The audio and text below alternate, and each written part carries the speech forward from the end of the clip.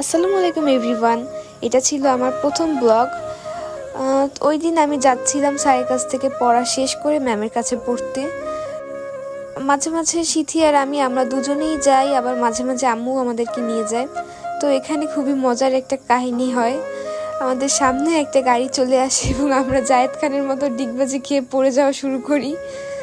যাই হোক, তারপর যাচ্ছিলাম আমরা ম্যামের কাছে পড়তে। মুহূর্তটা আসলেই আমরা খুবই এনজয় করছিলাম, ভালোই লাগছিল। একটা পড়া শেষ করে একটু গল্প করতে করতে, অনেক কিছু শেয়ার করতে করতে যাচ্ছিলাম।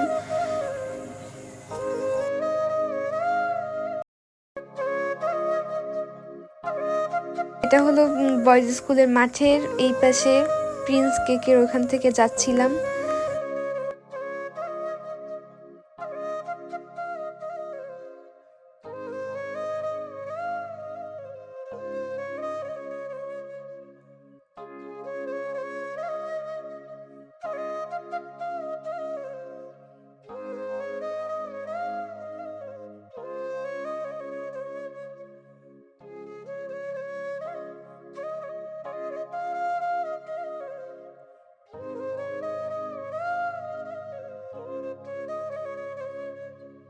দেখতে দেখতে আমরা চলেই এলাম গপ্টি স্কুলের গেটের সামনে। তো এখান থেকে আরেকটু সামনে গেলেই হচ্ছে কৃষ্ণচূড়া মোড়, এবং সেখান থেকে আরেকটু সামনে গেলেই হচ্ছে আমরা পৌঁছে যাব আমাদের গন্তব্যে।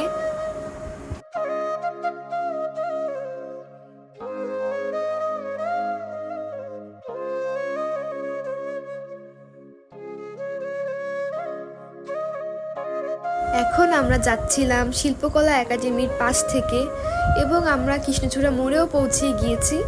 যদিও এটার নাম ভাগীরথী চত্বর, কিন্তু আমাদের পিরোজপুরের স্থানীয় জনগণ, আমাদের এখানকার মানুষ কেউই এটাকে ভাগীরথী চত্বর নামে বলে না, সবাই কৃষ্ণচূড়া মোড় নামেই বলে।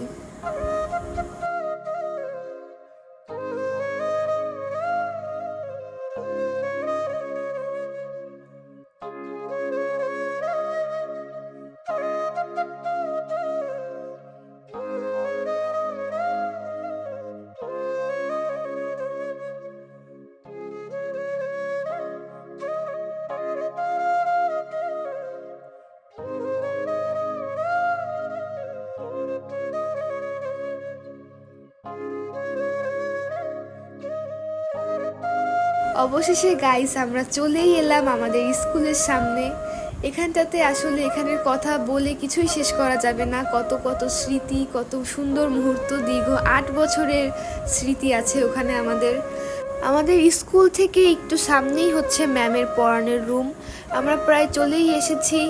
এটাই ছিল আমার লাইফের প্রথম ব্লগ।